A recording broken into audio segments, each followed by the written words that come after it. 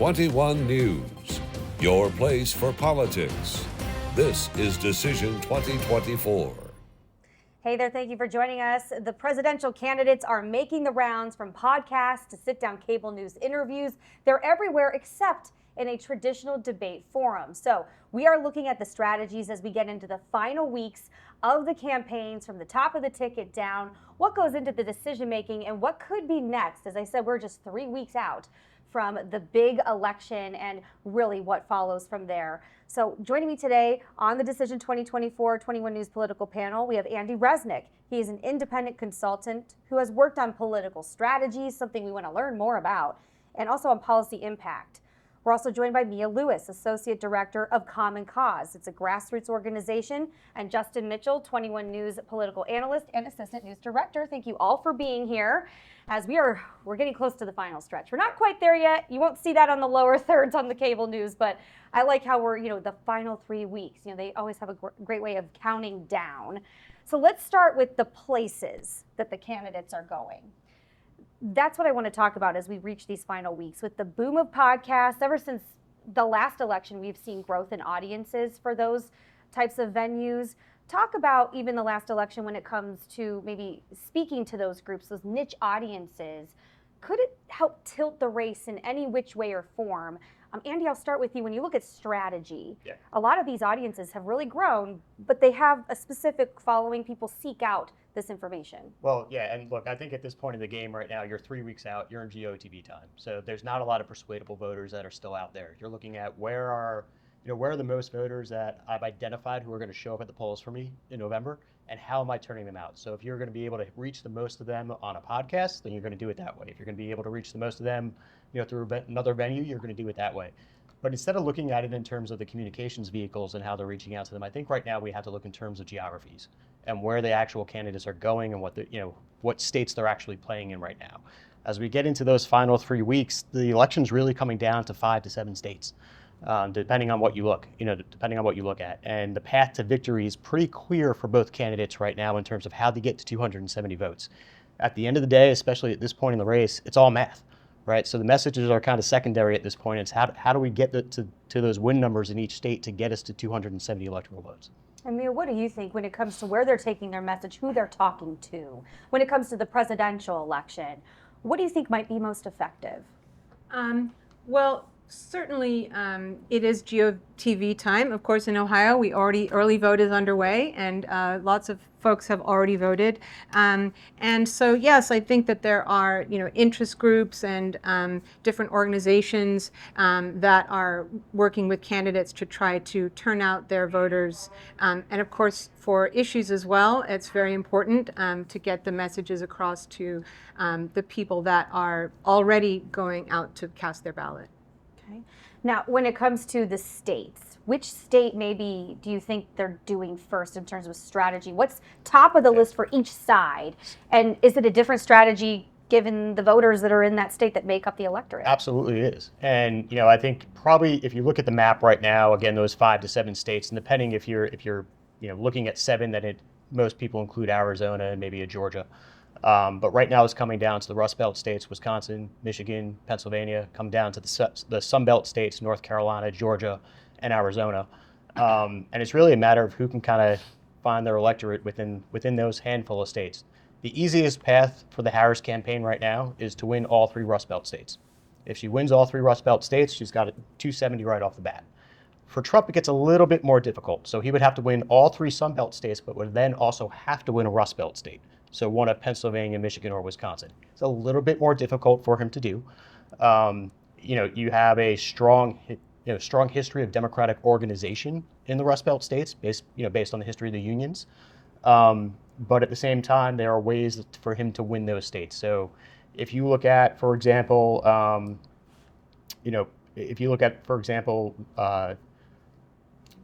non-college white voters in those states. That's a path for him to victory to expand some of that electorate. But at the same time, that's also a path for Harris to minimize those losses and win those states. So it's really going to come down to a handful of counties. It's really going to come down to 1 or 2 states in the end. It's going to be a very, very close election. Very precinct driven too. Very precinct driven. And I would actually be remiss to say, and this is just, putting on kind of the political nerd, my dream scenario, right, is it comes down to one congressional district. And if you look at Maine, if you the Maine 3rd congressional district and the Nebraska 2nd congressional district, those are 2 states that allocate their electoral votes by congressional district. Right now, in the middle of a red state, Nebraska 2nd is a Democrat. Right now Harris is leading in that state. If that were to somehow flip to Trump and it's a close race, that could determine the election right there, one single district. If you look at the Maine 3rd district, Trump is leading in that district right now. If it comes down to a close race and that flips to Harris, it could come down to that one single district. And just to be able to say that, out of 270 votes, 4 years of campaigning, millions of dollars spent, millions of people going out to vote, that it could potentially come down to one small congressional district in the end is fascinating to me. And we're talking about the vehicles to get these messages to the voters. And I know you and I watch this on the media landscape, on the weekly, on the daily, every year. It's evolved. We have obviously this podcast here, this political panel that appears in multiple forms, and media has changed. So how does the messaging then change? We saw Harris this past week go and speak to male Black voters on a podcast, talking to them directly, taking questions. She's facing some numbers that don't look in her favor compared to Biden. And I want to break it down because I don't want to throw out information without having the data. I'm a data person. So you're a political news junkie nerd. I'm in the more of the data nerd. I want to know the numbers. So when Washington Post released this week, the exit polls from 2020 showed Biden was leading Trump by 75 points among Black voters. Now in 2024, Harris leads by 63 points. And she's seeing a slight smaller lead among Hispanic voters, but just by about 2 points less than what Biden had within that 2020 cycle. So what do you think when you hear these numbers? And is this effective to use podcasts, to do one-on-one interviews, town halls, but not the debate? It's effective if it's part of a strategy, which it has been, largely. It's mixed. When you do these podcasts, when you do these targeted audiences, when you look at numbers like the ones you just pointed out, you've got core constituencies that you can really micro-target with these specialized audiences. You still need to talk to broad audiences. You still need to try and expand your base too. I mean, Harris is also doing Brett Baer, I believe, this week. So there's an expansion. If it was just podcasts, no. If it was just national interviews, no. If it was just rallies, no. But if it's a mixture of all of them, then that's probably the best you can do. Also, when we're talking about it coming down to whether it's one district or a couple percentage points here or there, we're talking about very, very small margins. Just like she cannot afford to lose significant numbers among a core Democratic constituency, Trump cannot afford to lose. The only time Donald Trump won an election was by a narrow margin in 2016. And he had people willing to take a chance on him. They were not all the diehards. They were not all wearing red hats. They were willing to take a chance. And he's not speaking to those take a chance people as much as he was then. He's attacking his opponent. He's using authoritarian language. He's making things up. He's saying who should be attacked, whether it be certain types of immigrants. And he's not looking to expand that, so he needs to worry, and the Trump people need to worry, that he's not going to lose 1% to 2% of just the take a chance voters that are not going to vote for Harris if they were on the bubble. They're going to stay home. Yeah, and that's who gets out to vote decides this election. Like you said, it could come down to a very small state, district, precinct, county. Boy, we are going to find out. So when you look at the landscape and what they're all up against, both candidates at the top of the ticket right now, what do you think they may do then in the next couple of weeks? Let's say they're not seeing the needle moved very much within their internal polling. What do they work on next? Who do they go after? How do they motivate that vote? I'm going to That's fine. Look, I think, I'll use Pennsylvania as the example. Right next door, critical state, whoever wins Pennsylvania very well could win the White House. For the Harris campaign, I think they are looking at where are those urban, where are African-American voters throughout the state, and how do we drive turnout amongst African-American voters? That's critical for her. Again, you were talking about those numbers, as compared to Biden. If she doesn't recapture some of those numbers, she might not be able to win the state and then eventually not the White House. So you're narrowing in on those voters who are likely to go out and support you, or you need to improve your results to be able to win that particular state. That's where you're zeroing in right now. If it's Trump, it's the reverse. Right? It's how are you looking at, in the Rust Belt areas, how are you looking at those white non-college voters? And can you drive turnout amongst them in some of the areas where you did well in 2020 and 2016? Are you building on that momentum? Are you building on those? So that's what you're doing. You're kind of going back, and especially if you're a Trump campaign, you have a blueprint to go off of. And even so with the Harris campaign, you have the Biden campaign to kind of build off of from 2020. And you're looking at where were those numbers and what worked, and how do I either build on those or minimize my losses where I need to. You know, I would also add to that not all constituencies vote as reliably. So it's also, are you targeting a constituency that's going to turn out for you? You know, for instance, you know, there's sort of a thing out there that's sort of like the bro vote of a certain, you know, young college male. And I think that I believe they skew Trump, but they're an untested entity. They don't necessarily vote regularly. There's, you know, people over a certain age vote every election, every primary, no matter what. There's more value in making a pitch to them. There's less value in making a pitch to people who are less likely to turn out. And yet, if you ignore any of them, you're taking a big gamble. It is possible that we have a lesser turnout overall than we had the last time around. We set records on both sides of the ticket last time. That may not happen again. We'll have to see, because early voting, that could take away from the overall turnout. We're seeing higher early voting in some of the counties. So it could then skew. Right, and we can't read the early vote like we could. In 2020, we knew the early vote was skewing Democratic. Now, everybody's kind of gotten on board with pushing early voting as a viable strategy. So an early push for early voting is almost an unreadable tea leaf. Go ahead. Well, I just wanted to say, in Ohio, when it comes to issue 1, we're certainly hoping for a turnout from all sides of the political spectrum. You know, it really doesn't matter for issue 1 whether it's Trump voters or Harris voters. We're just hoping for as many people as possible to come out and vote yes on issue 1 in order to make a very significant positive change for the state. And you know, that brings up an interesting thing also, is that we know in Ohio and in a lot of states that there are issue voters who are motivated by issues. And that'll have an impact on the top of the ticket. Usually it's the top of the ticket affecting on down. I'm curious, with your expertise on issue 1 and grassroots activism, if you see that happening, or if you see the reverse, where there's actually maybe going to be, because I said, what is it, 63% polling in favor of issue 1. So it's got some momentum that's not just partisan. Is that likely to skew the overall results in Ohio and spill over into things like the Senate race and the presidential race? Well, interestingly, the polling was, you know, massively in favor of ending gerrymandering. It wasn't, you know, unfortunately, the polling didn't actually use either the amendment language or the ballot language. It just asked people, do you think politicians should draw district lines? And the answer was no, they don't think politicians should draw district lines. But unfortunately, when those voters go in to vote, they are going to see ballot language that says this issue requires gerrymandering. So that, you know, that is just because there was a very positive polling on the issue doesn't necessarily translate into a positive vote. Issue 1 is definitely something that people from all sides of the political spectrum care about. After all, the campaign is being headed up by a Republican, former Chief Justice, et cetera, was recently endorsed by the Ohio Libertarian Party. So it's kind of not just 2 parties, but multi-parties that are endorsing the amendment. Whether that will drive turnout, I hope it does, certainly, because I think that Ohioans see an opportunity to do something very meaningful for their state that will have a huge impact in the future.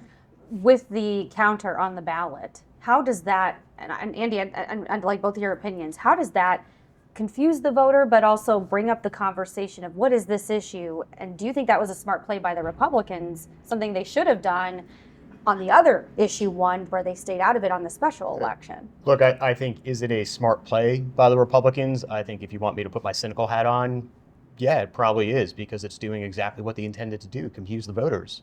If you want my honest opinion on it, I think it's a gross manipulation of their power. I think, you know, issue 1 is a very important issue. I think anywhere you see citizen committees coming into play, you're seeing an increase in bipartisanship. You're seeing higher turnout in congressional elections and state legislative elections, which is exactly the goal that you want from redistricting. The way we have this set up right now, not just in Ohio, but so many states across the country, is you have politicians picking their voters. And when you have politicians picking their voters, you're doing 2 things. You're driving down turnout, and you're forcing sitting elected officials or candidates to the extremes. Because all they now have to worry about is once they're in office, right? The whole motivation, right? There's a whole electoral theory that the motivation of people once they get into office is to stay in power. Fairly basic stuff, right? But once you face re-election, if your biggest threat is a primary from the right or left of your party, you're going to pivot in that direction and you're going to legislate that way and you're going to favor that way because you don't have to worry about the middle anymore.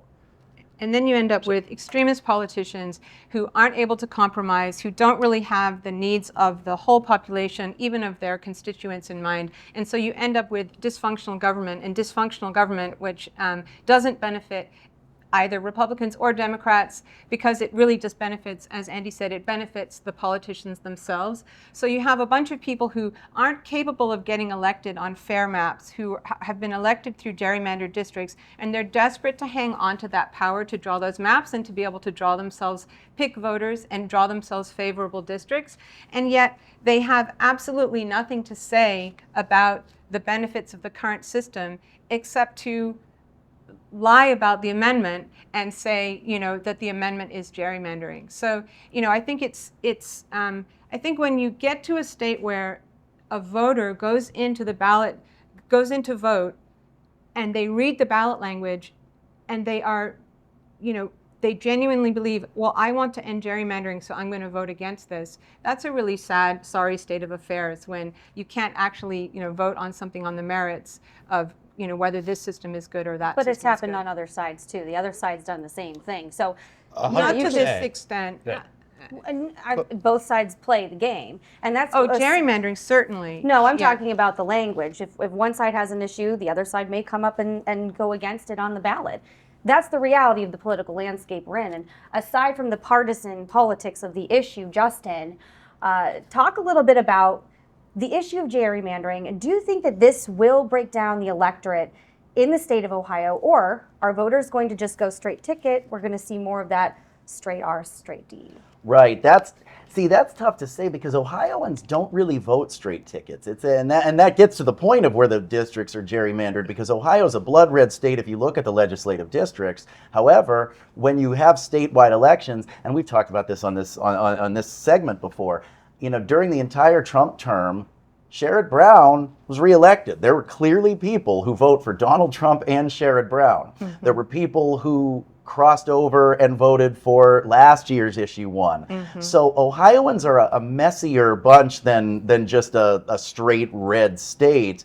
And so it's tough to say because of the confusion that's injected into this particular ballot language, which is a particularly and uniquely cynical move to redefine what gerrymandering means for this. And that's really not something we see regularly. That is a new era of cynicism, because what I think people need to understand about how gerrymandering is defined is that popularly and in regular vernacular, gerrymandering means favoring one party over the other and drawing the maps. And the way that the no on one people have defined it is based upon a Supreme Court decision that says that it's gerrymandering if it favors the major parties over independents. And that is a definition, but it's not the popularly understood definition. So all of that is a long way of saying that this is very complicated and hard to predict how voters are going to be, because they're not simple animals. And let's move down. Well, I was just going to add, voters also don't like being tricked by politicians. They didn't like it last August when the legislature came out and put a special election up in order to, diminish their power to do ballot initiatives. And that wasn't one party or another. That was across the spectrum. Voters saying, no, politicians, we are not going for that. And this is very similar. This is an opportunity for Ohioans to take their power back, and politicians are struggling to hold on to their power. And I think that Ohioans will see through that.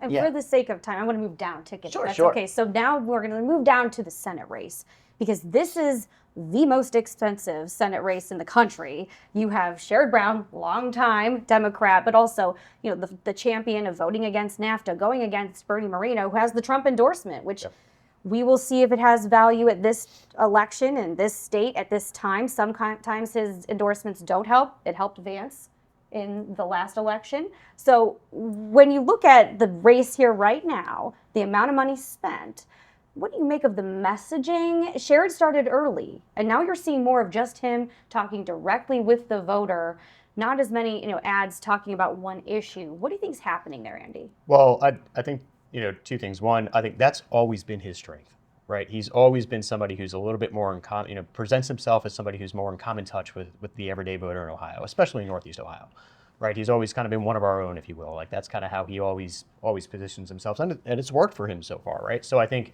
a lot of the messaging is coming back to that, right? We're talking about that closing messaging right now. That's his closing argument, right? Remember, don't forget about what you heard.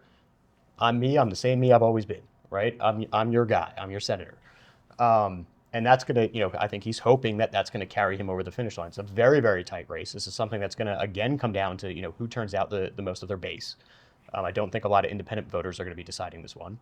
But I think what's interesting there is I think also, in the midst of this kind of closing message, he came out with an ad the other week. I think it was the other week, or at least the first time I saw it was the other week, where he directly responded to the attack, an attack from Moreno. And I remember turning around and saying to my wife, wow, that must have hit a chord, because he came out with an ad to directly respond to that attack. And that's very rare that you see that. It's very rare that you see a politician kind of deviating from their strategy to reactively create an ad, spend the money to reactively create an ad to directly respond to an attack from an opponent. But they have not done a debate. We have reached out, Right. others have reached out, wondering if you think that might be a mistake for one side or the other not to do a debate. I always think it's a mistake not to do a debate. I think there's nothing better than getting two people on stage and having a conversation with each other. Unfortunately, debates have devolved into this, circus. And I think that's, when you get two candidates who are diametrically opposed and two very different approaches to how government should function and what their priorities are, you run the risk of that happening. So I can understand why they wouldn't want to have a debate. But at the end of the day, I think it's a disservice to the voters. Do you think it moves the needle either way for either one? That's what I'm I wondering. don't. I really don't think it's a debates risk? do. No? Okay. I'm, look, maybe 20 years ago they did, right? I think, but the way the debates have been going at this point, especially on the higher ticket races, especially like senator and president and governor, when you look at some of those races, I don't think debates sway people. I think they just get the base a little bit more excited about their candidate, or frantically panicking about their candidate, as we saw over the summer. And Bernie's campaign run a little different than JD Vance. Can you draw some of the parallels and also some of the differences between the two? It's the same situation. A long-time local politician going against someone new that's a Trump endorsee. What do you notice? Well, I think one thing that I notice is that Moreno is leaning far harder into the Trump style than Vance did. Vance had a way of walking a line, and this was his strength, and I think this is why Trump picked him as a VP, is he's not differing really on policy. He's not saying anything that would make the base mad, but he's saying it in a way that sounds like policy. It sounds like he's discussing policy. Moreno is doing less of that and more kind of bomb throwing, more mudslinging, but that works. And so that's not necessarily the wrong way to go. Vance beat Tim Ryan, but he beat him by a smaller margin than other Republicans in Ohio won. So it's not clear that his strategy was a slam dunk. It got him elected, so it worked. So the difference really there is that Moreno is also less polished. He's less, I understand that Vance was a novice, he was a newbie, but he also was kind of born to do this. Moreno is a little more awkward in his own skin. And he's also going up against a long entrenched senator, whereas the Vance-Ryan race was two people trying for an office that neither had ever held. And voters have issues that are on the plate, literally, with the food being so expensive, the groceries.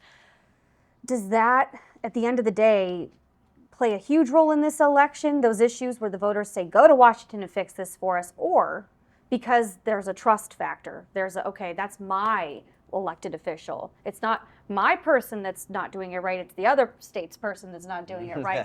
That kind of game happens too, where you see cross-ticket voting. You see, people cross over, they'll vote Sherrod Brown, but maybe they'll vote other Republicans. What do you think may be happening with Sherrod's race? Do you think he did the right thing by getting ahead of it early with literally inundating us with ads on every device and type of medium there is. Yeah, I think, 101, right? Define yourself before your opponent defines you. And that's something that he has done very successfully, right? I think, as I said, a couple of attacks have gotten through. But I think the more that you can get out there ahead of the game and actually, play on your playing field, the better off you're going to be. And I think we're actually seeing that now to Harris's detriment, I think, in the presidential campaign. I think we're seeing those polls close. And I think a lot of that reason is because she failed to really, define herself and her campaign and left that void for Trump. And that's why we're seeing so many negative ads be so effective, because there's that void there in terms of people understanding who she is and what she stands for. So when you're able to do that out front, you almost insulate yourself a little bit because you create that understanding, and it makes it harder for negative messaging to penetrate. Oh, go ahead. Well, I mean, it's a slightly different topic, but I just think when you talk about, candidates defining themselves and, people looking to them, I just think we do have this kind of crisis in politics, in that people don't feel that their politicians are listening to them. They don't feel that they're accountable to them. They don't feel that they are, running in competitive races. And, just to kind of beat the same horse again, honestly, that does not, obviously not in statewide races like Senate or president, but in terms of our congressmen, our state house representatives, having more accountability with better maps, fairer elections will make a huge difference. And I think that politicians will be forced to listen to their constituents more. And so it is really an opportunity to make a change in, away from some of the cynicism that has crept into politics over the last few decades. Yeah. Okay. And just to tag on to that, I mean, I think, both of us would want to talk about this as long as we can, but it's, gerrymandering is probably probably the number one issue that's killing our democracy and killing our functioning of government. At exactly that point, right? When you're going to have politicians and legislators who are going to want to listen to voters when they're in a 50% district, right? They're going to want to hear both sides. They're going to want to legislate from the middle and not the extremes. It makes the functioning of government so much more effective. As we kind of round this out, we only have 3 weeks left. Do. When you get down to the local level and also you're looking at the national level, I want to know what you think might happen next, what to watch for with the candidates and the messaging. Just this week we have Trump talking one-on-one on the news. He'll be on other networks, I'm sure. It just depends what he decides. Same with Harris. She's going one-on-one. She's trying to catch some of those voters on Fox News that may be Nikki Haley supporters, unsure. She's just trying to do a catch-all, reach people. She really wanted another debate. So when you look at both of those strategies, and then also the local candidates, let's not forget them, what will be likely going to happen? Do you think it might get a little more ugly? At the presidential level, likely. I think that's, again, been proven to be effective for Trump in terms of him not only motivating his base to get out there, but actually potentially, causing people to stay home for Harris. At the local level, or at the legislative and local level, look, when I used to run campaigns, this was the time of year, you're in your closing argument, like I was saying before. This is, you had time to introduce yourself, you had time to compare yourself, and now you have time to set, bring it home, right? Why am I the choice? Why am I going to be effective in Columbus? Why am I going to be effective, in DC? That's really what the message is about right now. So I don't think they get as negative at that level at this point right now. It's more about your attributes, why people are voting for you, and the job you'll do in wherever you're going to be representing them. At the most, you do a comparison piece at this point. Okay. But for the most part, yeah, it kind of depends where on the ballot. Higher up, more negative, more local, at the most comparable, but really selling yourself at this point. All right. What do you think, Mia?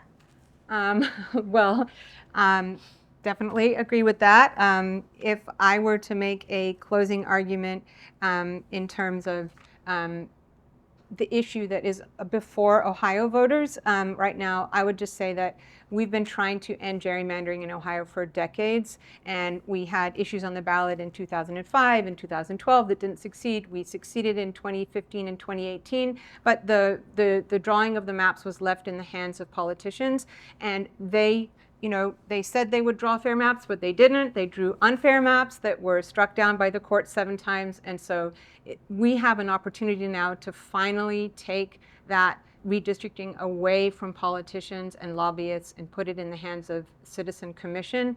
And this is an opportunity for Ohio that is so important, and I hope that we take that opportunity. And do you expect to do more door knocking or digital ads? What might be the biggest bang for your buck in terms of reaching the voters as you look to push a ballot initiative at this point? I think there will be all of the above. There's going to be TV ads and digital ads and door knocking, and then volunteers.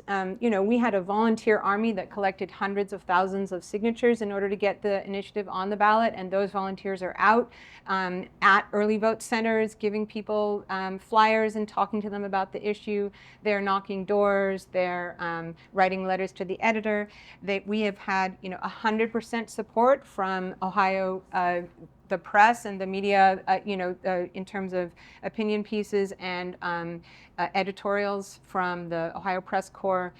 So I think it's kind of all of the above. And Justin, what will you be watching? Because like I said, we've got candidates not doing a debate on the Senate level, the U.S. Senate race. We're not seeing it on the national level. So what happens and what will be new as we're looking to cover the latest stories? Right. You're going to see some swinging happening here, whether it's on social media or in these sit downs. Well, there's always the chance for the October surprise, True. right? So Yeah, what is everybody's waiting for that October surprise. And so you are going to see more of that swinging, which is it's somewhat unfortunate for the voter, because I think that there's a sense of tiredness with personalities clashing. The most powerful message in not just American politics, but kind of in humanity, is there's somebody powerful who has their boot on your neck. Yeah.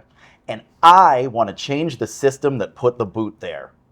And if somebody makes that case in those final closing days, that's the message that will resonate, regardless of what side they're on, regardless of what policy they're calling for. If you can make a voter believe that you're the one who will protect them against somebody who's powerful and not necessarily gregarious, that's the message. And we're watching the specific states, like you said, the Rust Belt, obviously, Yep. as it usually does come down to some of those key battlegrounds. We'll see what happens here up north, but then also potentially the storms impacted some of the voters to our south. Sadly, we'll have to see what happens in those states, because we don't know. Right. From what the first responders are describing to us, from local First Energy crews to the local Red Cross, they said it is absolutely devastating. So I really appreciate you joining me here on the 21 News political panel. Thank you for being here. We're here every week on Wednesdays, posting new content. You're going to see more of this on 21 News at 5, the weekend morning show, and that's where the panel originated.